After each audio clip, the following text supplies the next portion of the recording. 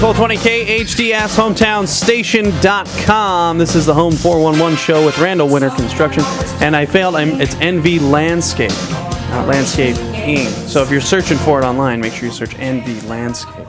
But we were talking incandescent bulbs and lighting and just general information about the different types of bulbs that you guys have. So I'm going to let you guys continue on. You got the cheat sheet in front of you. So Jeff was saying earlier that the LEDs are like 10 times longer lasting than the incandescents. And you said 100,000 hours? Is that what you said? Upwards to 100,000 hours on some of these. Good grief. And the light's the same, but the consumption, right? It's the consumption also, right? Yeah, so you're actually paying less to have the same amount of light.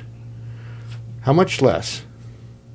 Well, LEDs are prohibitively costly right now for people. They've come down probably half what they used to be 2 years ago. As far as cost concerned, you can get the cheaper ones at certain hardware stores, or you can go to the wholesale house and you can get the high-end ones, which is where I go to get my materials.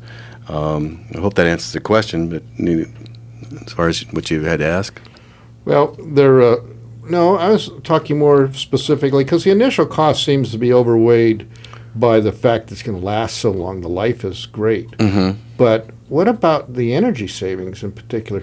So your cost of your electric bill here for Southern California Edison is going to be less, correct? Absolutely, yeah. Right. So much less. Much less, yeah. Okay. And let's take CFLs, for example. Southern California Edison says if you change out all your incandescent bulbs in your house to CFLs, on your electric bill, there's a portion of that electric bill is strictly lighting if you separate it out.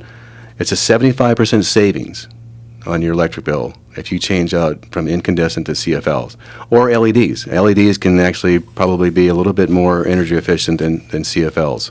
So it is a tremendous amount of savings.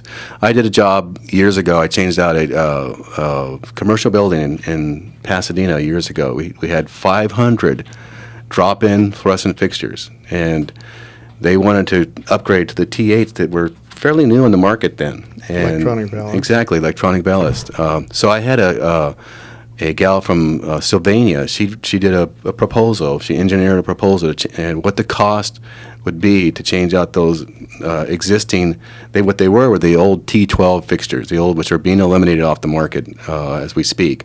The old magnetic ballasts that are inside these fixtures are toxic to the environment. They have PCBs, and they're energy hogs. So we changed these out, and she projected in 1 year their savings would be $40,000 savings. Wow. Well, if my electric bill was $40,000, I would be looking for some savings. Absolutely. Looking for a way out. So just the savings alone is a motivation. It should be a motivation to people, for everybody. Okay.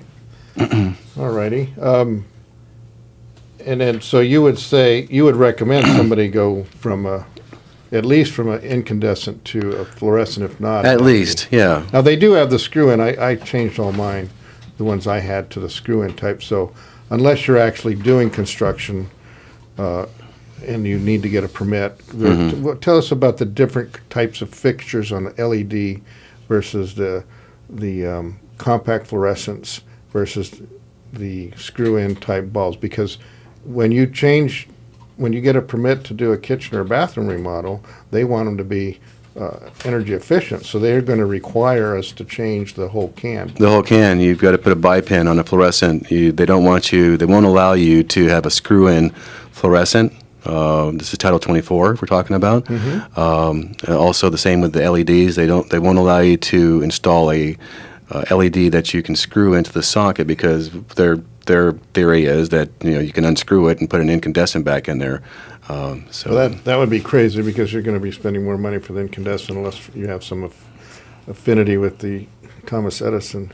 Yeah, that's well, that's great news. That's I actually changed mine. That doesn't mean you shouldn't go buy the screw-in types. If you have a living room or dining room with 4, 5, 10 recessed cans, screw them in. They're going to save some money. Save you some money. Save our earth, huh? Yeah. Cool. All right. Are we ready to go on to the next subject? then? Absolutely. All right, what might that be? So comparing them.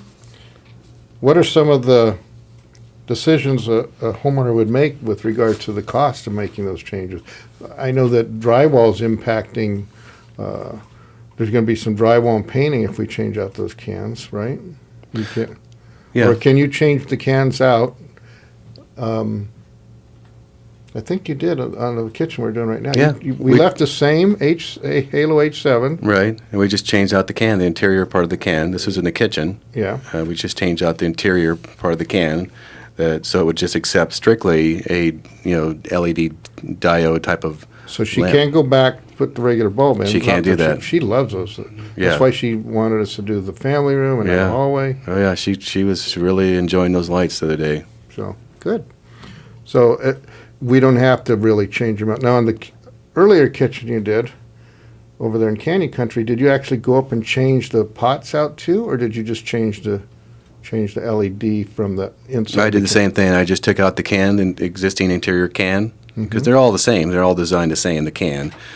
Just took that out, and really I just installed a new LED type of can where it accepts just the plug-in type of. And they do look better. That's one thing she did like, because we Yeah. put the bulbs in, and she said, "No, I like that flat look that you." Yeah, did." yeah. Okay. There's so many different types of LEDs out there on the market, and some of them are nicer looking than the other ones. So the screw-in type, just to recap, you can do those in areas if you're not getting a permit. You don't have to have a permit to change a bulb, obviously. You may take 2 or 3 people to do it, but anyway,